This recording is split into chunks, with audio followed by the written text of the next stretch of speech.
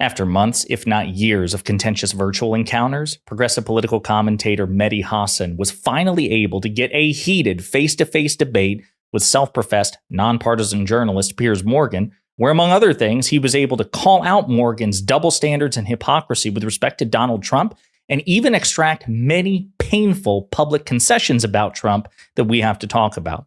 But before we do, if you end up liking this video and you want to support the channel, please be sure to hit the like, subscribe, and alert bells before you go. All right, friends, it finally happened. Hasan has been clamoring, at my suggestion, for a interview with Piers Morgan, a face-to-face encounter for some time. I'm sad to say that Morgan did not accept an interview by Mehdi Hasan.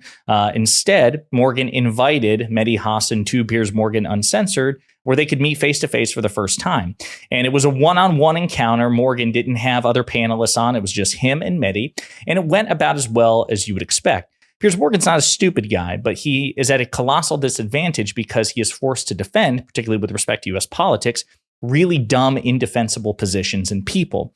So Piers Morgan being really smart and defending Donald Trump is like being the world's smartest flat earther. The facts are just so unilaterally opposed to you that you're at a colossal disadvantage.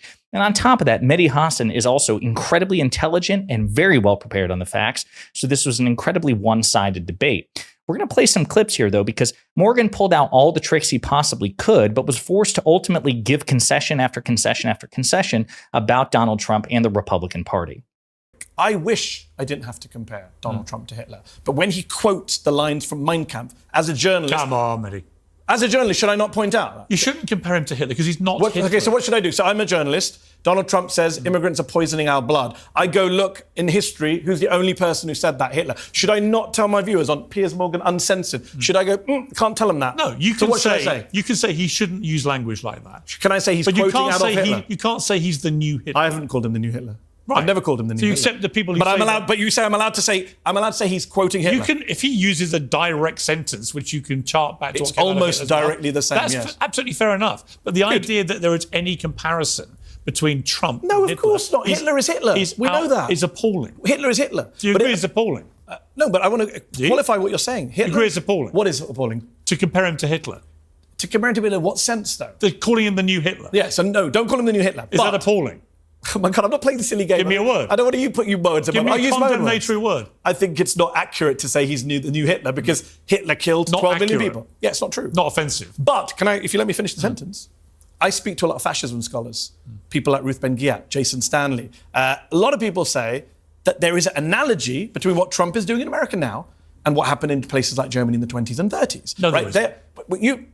I respect your opinion. I respect your opinion that you don't think it is. Well, give me an example. I'm not having that argument right now. I'm trying to make a separate point, which is if fascism scholars are saying we look at history and we make comparisons, they are scholars of fascism and they're saying, hey, hold on, the rhetoric is very similar. The way they're operating is very similar. That is it. That first of all, free speech, they should be allowed to say that. You used to be the free speech champion. I am. And then you sit there regulating everyone's speech. I'm not Say it's appalling. I'm not regulating. No, I'm asking you. You literally just told me. Call it appalling. That's not regulating what you're saying. You're it's asking you, can you bring it in yourself to condemn people who say he's the new Hitler?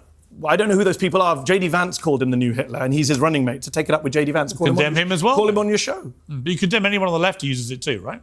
Uses what, though? Who says he's the new Hitler? Specifically. Those specific words, the new Hitler, yes. Okay. Is he speaking like Hitler? Yes, he is. Okay. And that should be condemned. Do you condemn him speaking like Hitler? Yes. Does that not outrage you? Of course. He's like your pal. Why don't you tell him to stop it? Of course. Have you ever told him to stop quoting Hitler? Yes, probably. I can't remember the last interview I did was before or after, but if I do again, I will. Yes, of course. Good. And hosting a Holocaust dinner at Mar-a-Lago? But yes, Nick Fuentes, absolutely. Have you told him to stop doing that? I said it on Twitter to him. Don't let white supremacists anywhere near you. Why are you doing that? No, that's not condemnation. That's a question. I think it's condemn it. Condemn it. It's disgusting. It's appalling. It's appalling. Good. There you are. Agree. So, listen, again, this is what I understand people in my comments. They ask, why do you cover Piers Morgan? Again, Piers Morgan is, number one, very talented. Number two, he has an enormous platform that's constantly growing. Number three, he puts out good, engaging content. There's a reason he's growing. He gets Mehdi Hasan, Wajahat Ali, Destiny. He gets so many people. Luke, our buddy, Luke Beasley was on there and gave one of the best performances I've ever seen on Piers Morgan. Was one of the few, if not the only person I've ever seen successfully redirect Piers Morgan's contempt towards the Democratic Party, towards the Republican Party, away from the Democratic Party. It was stunning. I mean, that's good content. It's worth reviewing. And it's also really frustrating because even though he's very talented and he has an enormous platform, when it comes to U.S. politics, I think he's wildly irresponsible. And I think it's worth addressing and refuting in real time. And there's obviously a really good dynamic here, really engaging dynamic between Morgan and Mehdi Hasan, which reminds me of Jon Stewart's frenemy dynamic with Fox News' Bill O'Reilly. Okay, so again, I think these things are worth covering. But you see what Mehdi Hasan did. He's so good at what he does because he was able to, in real time, redirect Piers Morgan's own standards against him. Like, okay, you demand that I call people who refer to Trump as Hitler. You demand me to refer to that as appalling. Okay, well, by your own standards, are you going to refer to Donald Trump employing Nazi rhetoric as appalling? And he got Piers Morgan to condemn it in real time in vociferous ways that Piers Morgan would absolutely not otherwise do. Okay, that is brilliant debate strategy right there. He did very, very well. Another clip. Do you accept that this has to be handled carefully? Yes. But actually putting 20% of the population into somewhere like Springfield inherently is a very tricky scenario. So this is what worries me about you, Piers, because you ask good questions, you have these important discussions, but the framing, and my friend Brian Tyler Cohen said this to you a couple of days ago, your framing is very right-wing. Why? So when you say, Why is it right-wing? I'm telling you. You said twice there. They put 20,000. Who put them? Nobody put 20,000 people there. They went there voluntarily. They went there at the invitation of the local town. Do you know the local town put an ad in a paper saying, please come to our town. It's in decline. We need labour. And they went and they helped the town. And the local factory manager and the local mayor have all, as you say, they've all come out and praised them. I actually find uncomfortable that rhetoric because I think immigrants should be valued regardless whether they're hard workers. But look, people have come and said they're hard workers. They attend the local church. They're integrated in the town. There hasn't been a crime wave associated with it. When J.D. Vance uses, and here we go, Nazi-like rhetoric and says they're bringing disease, which is what Die Stürmer used to say about Jewish people. Yeah, I find that horrible. And who put 20,000 people? Nobody put 20,000 people there. They went there for jobs. Does that cause unease? I'm sure it does. Does it radically transform a neighborhood? I'm sure it does. Should the federal government and state government be helping communities that are dealing with migrant influx? Of course they should. I'm on the left, Piers. I want higher taxes, more government spending. You're going after the wrong guy.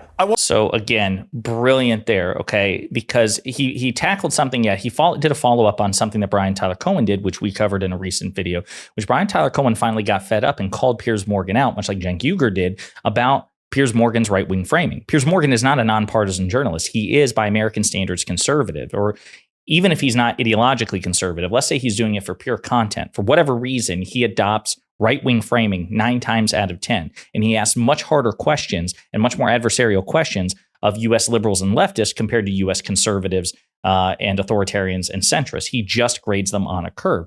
So Mehdi Hasan gave him a real example in real time that Piers Morgan's framing was right-wing and it was also dishonest because nobody put or installed Haitian migrants in Springfield. They were invited in and also they're there legally. That's an incredibly important fact check, which you can see Piers Morgan was not prepared for because, again, just unfortunately, Piers Morgan, despite his intelligence, is in the position of defending Donald Trump and MAGA Republicans. It's like being a very smart flat earther. You are just by definition destined to lose because your position is effectively indefensible. Another clip.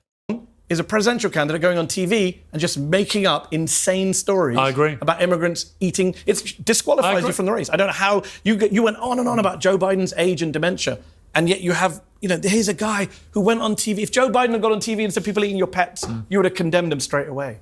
I condemned Trump straight away. No, you would have said get out of the race. You haven't said Trump should get out of the race. Say it now. Say Trump, get out of the race. You're too old and nuts and I don't believe he should get out of the race. Why? He just said eating pets.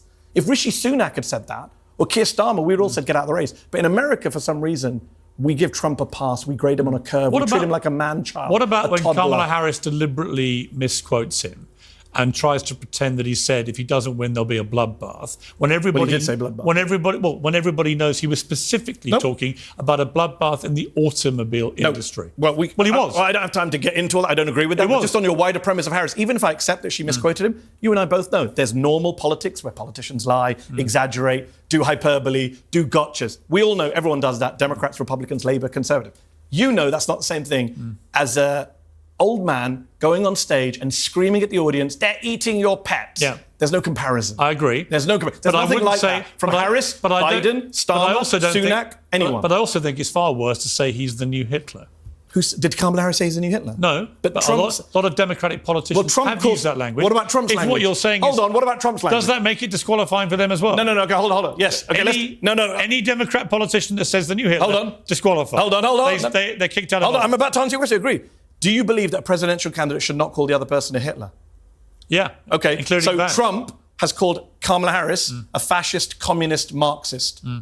Harris has not called Trump a fascist, as far as I'm aware. I wish she would. But I think she has, actually. I don't think she has, but she hasn't since she became the candidate. So the person who's doing the incendiary rhetoric is Trump. He called Biden the Gestapo. Do you agree with that? Do you think Biden is the Gestapo? No. Well, that's what he called Biden. He said it's a Gestapo administration. I didn't hear you condemn Trump for that. No, but I do know that there have been 2 attempts on one of the candidates' lives, and both times. You don't know how many. You don't know what's going on with Harris or what's going to happen. She's a black woman. You don't think there's going to be death threats against Kamala Harris? There have been no attempts on her life. You don't think? Are you aware of any attempts on her life? I don't know. I'm not saying I don't know. We didn't know. Hold on. We didn't know about many death threats against Obama till very recently. The threats is one thing.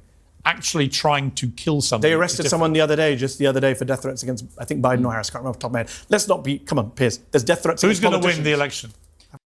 So that was also a very crucial exchange too, because you see just back to back, Mehdi Hasan was able to extract painful concessions. You can see it in real time that Piers Morgan was just simply not prepared for. He was reduced to just nodding and giving a grunt of affirmation. This is what happens when Piers is cornered and one-on-one with a sufficiently skilled liberal or progressive, right? This is part of the problem. So he's very clever at what he does. Again, not stupid, but I think he recognizes that either for emotional purposes or content creation purposes, he's committed himself to defending the right-wing framing in the U.S. political landscape. He may sincerely share their beliefs. He may not. He may recognize that it generates more clicks. I don't know. But I also think he's smart enough to realize that all else being equal, those liberals and progressives are going to clean house. They're going to just swamp the conservatives in the debate, which is why when he has Mehdi Hasan on, he usually doesn't have Mehdi Hasan on a panel. It's usually one-on-one very briefly that he can cut away and defer to a panel. You'll note that. Number 2, when Destiny is on, Destiny is usually outnumbered 2 to 3 to 4 to 1. And half the time, Piers Morgan is in there, basically going in for the sucker punch, asking tough hardball questions of Destiny from a right-wing framing. The deck is always stacked. You see what I'm saying? And I think Morgan recognizes this, which is probably part of the reason why he didn't agree to be interviewed on Zateo when I interviewed Mehdi Hasan on Here at Pondering Politics. Mehdi Hasan confirmed he repeatedly tried to get Morgan to be interviewed on Zateo or on a neutral terrain like the Al Jazeera head-to-head. Instead, it had to be on Piers Morgan's show on Piers Morgan's term. And as a matter of fact, during the course of this debate, Piers Morgan tries to pull that card yet again. Well, it's my show. I'm the one asking the questions. I will say he was a bit more generous than he usually is. It's not because Piers Morgan is stupid. It's because Piers Morgan understands that defending Donald Trump and the Republican Party puts you intellectually and in terms of the facts at a disadvantage. That is how Mehdi Hasan was able to extract all these concessions. That's how he was able to use Piers Morgan's own standards against him and Trump. And I love it. I'm so glad this happened. I hope it happens more regularly. These two have an insane chemistry. Obviously, I deeply respect and admire Mehdi Hasan. I think he is the best progressive political commentator out there. Certainly, he's no longer on MSNBC, but certainly the best one on legacy mainstream media. Now that he's on Zateo, he's just one of the best, period. Love to see him at work. Love to see him take on Piers Morgan. And you all should definitely check this out in its entirety. And in the meantime, let me know what you think in the comments.